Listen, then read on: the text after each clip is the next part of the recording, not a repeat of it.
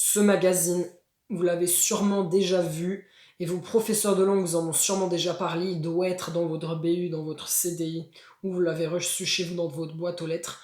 On va voir aujourd'hui si c'est une bonne méthode pour apprendre des langues. Hola everybody! Ok, dans cette vidéo, on va voir donc la review de l'article, du magazine Vocable et on va donc voir s'il est bien ou pas pour apprendre des langues et comment on va faire pour ça.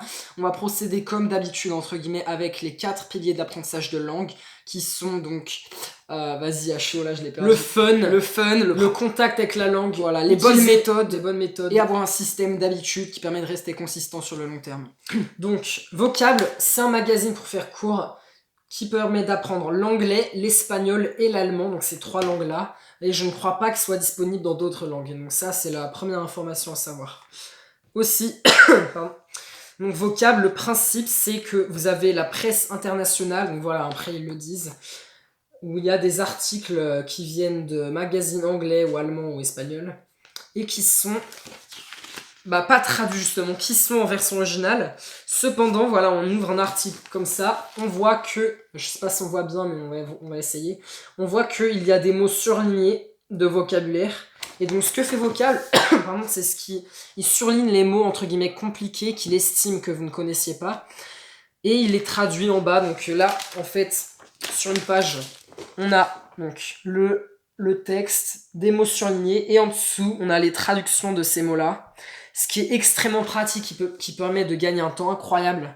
Si normalement vous lisez un livre et que vous devez passer beaucoup de temps à aller prendre votre ordi et écrire Google Trad ou je sais pas quoi, un dictionnaire et vous cherchez une traduction, là c'est sous vos yeux, donc vous gagnez un temps incroyable, ce qui vous permet de lire beaucoup plus. Ok, donc maintenant qu'on a vu qu'est-ce que c'était en gros Vocable, on va voir maintenant la partie utile ou pas pour l'apprentissage de langue. Est-ce que c'est du bullshit ou est-ce que ça fonctionne bien? Est-ce que tu peux, comme ils le disent, vraiment devenir bilingue en un an, en moins d'un an, grâce à cette revue, c'est ce magazine bimensuel, donc en gros il y en a un tous les 2 semaines, et donc t'en as 24 à peu près dans l'année. Et est-ce que tu peux vraiment devenir bilingue avec ça ou au moins progresser dramatiquement? On va voir ça tout de suite. Ok, donc premièrement pour le fun. Alors, est-ce que tu as du plaisir ou de la motivation à utiliser pour apprendre des langues un magazine de ce type? Ça dépend des gens. Il y a des gens qui vont kiffer ça et d'autres qui vont détester, donc ça va vraiment dépendre. Il y a des gens, si tu es quelqu'un qui aime lire, qui aime l'actualité, se cultiver, apprendre des choses, Vocable, tu vas adorer. Par contre, si tu détestes lire et que t'aimes pas les informations, t'aimes pas lire le journal, tu vas pas aimer ça de fou. Donc ça va dépendre de toi. Donc ça, c'est le premier point. C'est vraiment que concentré sur l'actualité dans le monde. C'est pas français, c'est vraiment dans le monde. Enfin, surtout du coup dans les pays anglophones, quand c'est en anglais ou ça dépend des pays de quoi ça parle. Et c'est pour ça que ça va être vraiment orienté sur les personnes qui s'intéressent à l'actualité ou alors qui veulent commencer à devenir plus cultivés par exemple.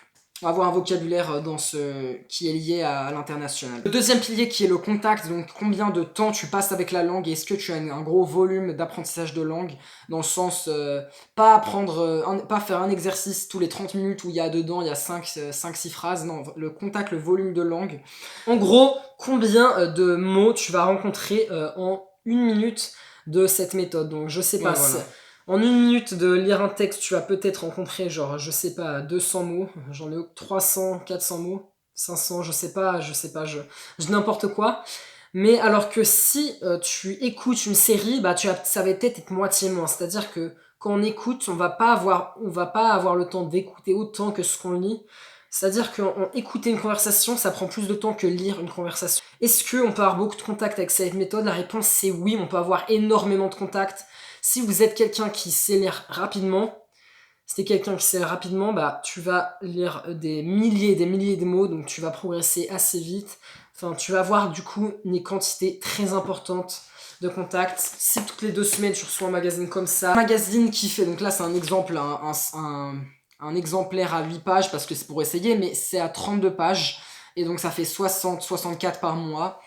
Et donc ça fait, de toute façon après tu vas pas passer ça va prendre un bon temps de le lire parce que c'est une langue étrangère donc tu vas lire plus lentement et tout, et va avoir les traductions, ça va manger du temps, mais c'est vraiment une quantité décente de volume de mots que tu vas avoir, et surtout si t'es pas encore hyper avancé dans l'apprentissage de... Enfin, ça va être un peu un complément, quoi, parce que c'est pas non plus immense le volume que tu vas voir avec... ça te fait genre 32 pages en 2 semaines, donc ça te fait peut-être 2 pages par jour. Ouais, un truc comme 2-3 ça. pages par jour. Mais c'est donc pas- immense, mais ça te prend pas tellement de temps en Ouais, soi. voilà. Donc c'est... Niveau de temps, c'est pas un investissement énorme, c'est pas plus de 5 minutes par jour de lecture, donc c'est vraiment c'est très faisable. Pardon, c'est le rhume ça. Ça peut tenir sur le long terme, et donc ça correspond très bien à une méthode qui peut s'appliquer, qui peut fonctionner, que tu peux mettre et implémenter en utilisant les conseils que tu peux rencontrer au niveau des habitudes, comment créer des habitudes. Donc ça, c'est validé. Maintenant, on va voir, du coup, est-ce que c'est une méthode efficace? Eh bien, alors, c'est assez efficace, mais ça peut vraiment être encore plus optimisé. On peut appliquer des trucs et astuces pour vraiment la rendre méga efficace, cette méthode de vocable. Et c'est de choisir le vocabulaire parmi les traductions, pas de l'abandonner complètement, juste de lire et de passer, pas non plus de tout apprendre par cœur et de lire tous les jours tout le vocabulaire, ça prend trop de temps. Mais c'est vraiment de choisir les mots qu'on estime le plus pertinents, soit des mots qui nous intéressent dans nos centres d'intérêt, soit des mots très courants, des mots basiques. Oh purée, mais ce mot-là, je ne connaissais même pas. Genre, j'ai pas d'exemple, mais en gros, si arguably, le mot arguably, vous savez pas ce que ça veut dire probablement, après ça dépend du contexte, mais si vous connaissiez pas ce mot, c'est un mot assez basique en anglais et très utile, donc vous pouvez vous dire là je le mets dans ma liste de vocabulaire et je vais mettre à l'apprendre. Par contre, on prend un autre exemple, un mot très inutile, je sais pas, un mot genre scope qui veut dire envergure, portée, c'est pas un mot essentiel dans la langue scope. Tu peux très bien parler couramment anglais sans le connaître, il y a d'autres mots pour le dire. Voilà, même moi, quand à première vue, je savais pas ce que ça voulait dire. Donc bref, il y a deux catégories de mots. Ceux que tu vas vraiment utiliser dans le langage courant et ceux qui sont très, on va dire, pas superficiels, mais très spécifiques, soit dans un domaine en particulier comme la politique, ou voilà, qui t'intéressent plus ou moins. Donc note les mots qui te semblent le plus pertinents dans la liste de vocabulaire. Et donc là, tu peux le mettre sur un Enki ou alors avec une méthode des flashcards où tu vas reprendre et réviser des mots plusieurs fois. Donc en ce faisant, tu auras non seulement progressé énormément dans la compréhension écrite, mais en plus au niveau de ton vocabulaire. Est-ce que c'est une méthode efficace? Donc à notre opinion, c'est une méthode extrêmement efficace, surtout si tu veux, ta priorité c'est d'améliorer ta compréhension écrite, évidemment. Et pourquoi? Eh bien parce que donc ça te fait, tu peux avoir une quantité assez grande de mots qui viennent à la minute. Donc il y a un bon ratio de quantité de langue à la minute. Et parce que tu as tous les mots un petit peu difficiles qui sont traduits. Donc ça va être très rare que tu vas avoir des incompréhensions sur un mot qui va pas être surligné, qui n'a pas été considéré difficile. Et le quatrième pilier, c'est le système et donc l'ensemble d'habitudes que tu vas incorporer pour ton apprentissage de langue jour après jour, qui va être normalisé, qui va permettre d'être consistant et régulier sur le long terme. Et donc, est-ce que ça permet d'avoir... Est-ce que c'est systémable, je sais pas comment dire, systémisable, je sais pas comment on dit ça en fait, juste est-ce que ça peut être incrémenté, implémenté dans ton système journalier d'habitude d'apprentissage de langue? Eh bien, totalement. La réponse c'est oui. Évidemment, tu peux chunk, tu peux compter en nombre de pages, en nombre d'articles, ou alors tu mets un chronomètre et tu passes 5 minutes à lire le vocabulaire et à lire un article au hasard de ce magazine. Donc c'est complètement systémable. Si tu veux t'abonner à ce magazine, on te recommande de donc faire des petits calculs, voilà, de lire environ 2-3 pages par jour et de finir les articles au moment où l'autre va sortir et va venir chez toi, ou alors si tu l'empruntes au CDI ou à la BU, t'as compris. Et donc de lire la même quantité d'articles, de mots chaque jour, une quantité très similaire, c'est 5-10 minutes et avec un temps régulier, pas une fois 2 heures et après pendant 3 mois t'auras plus entendu parler de cet article et de ce magazine. Maintenant on va voir à qui s'adresse Vocable. Est-ce que c'est fait pour toi ou non? Ou alors même est-ce que c'est fait pour un type de personne ou c'est tellement mauvais que personne ne pourrait lire ça parce que ça mérite pas son temps tout simplement. Alors donc oui, c'est effectivement efficace, donc c'est totalement à prendre en compte. Maintenant, ça va pas correspondre à tout le monde exactement. Donc la tranche de niveau à qui ça correspond, ça veut dire est-ce que c'est plutôt pour les débutants, pour les personnes intermédiaires ou avancées. Donc vocable, ça s'intéresse à des personnes, je dirais, qui ont un niveau intermédiaire. C'est-à-dire que si tu es vraiment aux bases de la langue et que tu as des grandes difficultés, même avec les choses basiques, bah, lire vocable, il y a beaucoup d'articles assez compliqués qui parlent de politique, d'histoire, où tu vas... C'est vrai, des tournures complexes, etc. C'est pas forcément adapté à toi. Si tu as un niveau A1 et que là, pour l'instant que tu connais les dialectes de base, les couleurs, les jours de la semaine, ce genre de choses, tu vas rien comprendre, ça va pas t'adapter. Maintenant, si tu as un niveau entre guillemets A2, donc scolaire, peut-être ton niveau que tu as en espagnol, si tu as étudié au lycée, à l'université. Le niveau en gros que tu as en anglais quand tu arrives en seconde ou que tu as fini ta troisième, ou alors peut-être pour les moins bons élèves que tu as en terminale, genre. Et donc, si tu as ce niveau-là, vocable, ça va être extrêmement bien adapté parce que tu as déjà quelques bases et avec vocable, tu te vas complètement transformer ton niveau. Tu vas avoir une immense immersion au niveau de la lecture et tu vas apprendre énormément de vocabulaire. Là, je sais pas, mais on doit avoir déjà sur un article une bonne, genre, je dirais une bonne trentaine de mots de vocabulaire. Facilement, ouais. Là, sur une page, j'en ai déjà une vingtaine, ouais. Donc, c'est assez énorme, c'est assez conséquent. Maintenant... Après, tu as un niveau B2, c'est encore très bien, ça va te faire progresser, tu apprends beaucoup de vocabulaire. Maintenant, si tu as un niveau B2, et que dans ce cas-là, tu n'as même plus besoin de vocable, tu peux lire directement des livres sans les mots traduits à chaque fois.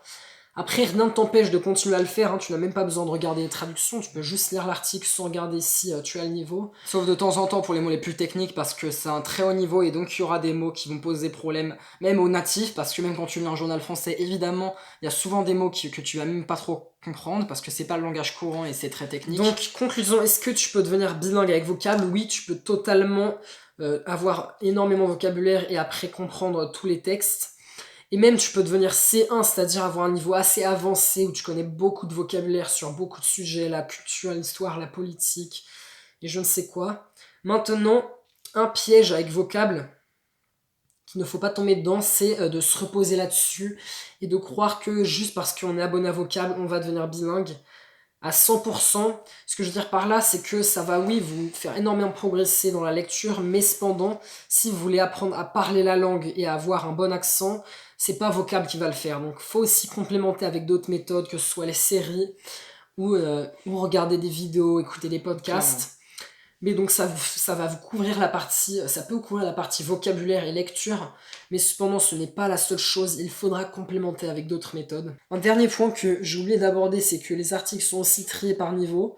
Donc on voit qu'il y a 1, 2 ou 3 étoiles correspondant à si c'est niveau débutant, intermédiaire ou avancé. Voilà, là on voit l'article de société Why aren't we all eating insects? C'est un article 2 étoiles. Alors que l'article John le Carré, un espion devenu romancier, ça c'est un article 1 étoile, et des fois il y en a des 3 étoiles qui sont beaucoup plus avancées, et donc tu peux aussi personnaliser ton apprentissage avec ça. Donc ça permet encore plus de s'adapter au niveau plus débutant, A2, A2+, jusqu'au niveau plus avancé, C1, voire peut-être C1+, qui veulent avoir les derniers morceaux de vocabulaire technique à acquérir. Voilà, donc c'est tout pour cette vidéo, on a donné à peu près toutes les informations importantes à propos de vocable. Conclusion, c'est validé, c'est une très bonne appli pour le niveau, une très bonne méthode entre le niveau A, à partir du niveau A2, parce que si on connaît rien en chinois, ça va pas le faire, mais à partir du niveau A2, c'est excellent. Et donc, voilà, on recommande. Si vous aimez lire la presse, c'est parfait. Et sur ce, on se dit à la semaine prochaine pour une nouvelle vidéo. Apprends idiomas fast. Ciao!